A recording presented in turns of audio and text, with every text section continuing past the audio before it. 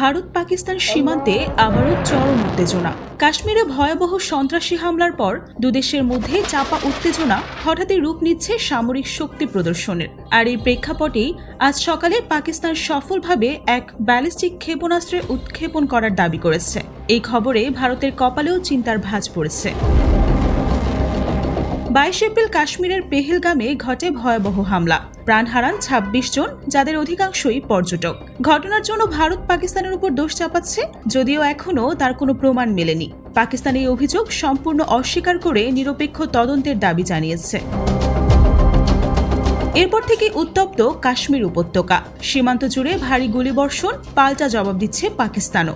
ঠিক এই সিচুয়েশনেই আজ ভোরে পাকিস্তান করল আবদালি ক্ষেপণাস্ত্রের সফল উৎক্ষেপণ।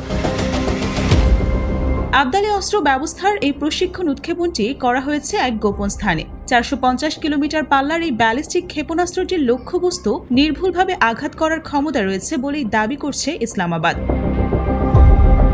পাকিস্তানের সেনাবাহিনী জানিয়েছে, উৎক্ষেপণের মূল উদ্দেশ্য ছিল সেনাদের প্রস্তুতি যাচাই এবং প্রযুক্তিগত সক্ষমতা প্রমাণ করা।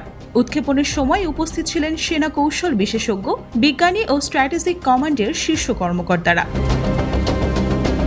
উৎক্ষেপণের পর প্রেসিডেন্ট আসিফ আলী জারদারি, প্রধানমন্ত্রী শাহবাজ শরীফ এবং সেনাবাহিনীর শীর্ষ কর্মকর্তারা সেনাবাহিনীকে অভিনন্দন জানান। তারা জানান, এই অস্ত্র পাকিস্তানের ক্রেডিবল মিনিমাম ডিটারেন্স নীতিকে আরও শক্তিশালী করে। তাদের বার্তা পরিষ্কার, যদি কেউ ভুল করে জবাব হবে দৃঢ় ও দ্রুত। অন্যদিকে ভারতও প্রস্তুত। সীমান্তে সেনা মোতায়েন বাড়ানো হয়েছে, সেনাবাহিনীকে দেয়া হয়েছে অপারেশনাল ফ্রিডম।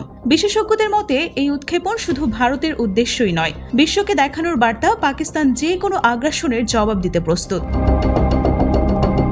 উত্তেজনা যখন চরমে, তখন কূটনৈতিক উদ্যোগও চলছে পুরোদমে। যুক্তরাষ্ট্র, ইউরোপীয় ইউনিয়ন ইতোমধ্যেই পাকিস্তান ও ভারতের শীর্ষ নেতাদের সঙ্গে যোগাযোগ করেছে। এই মুহূর্তে প্রশ্ন, উত্তেজনার আগুন কি নিভবে নাকি ছড়িয়ে পড়বে যুদ্ধের দিকে?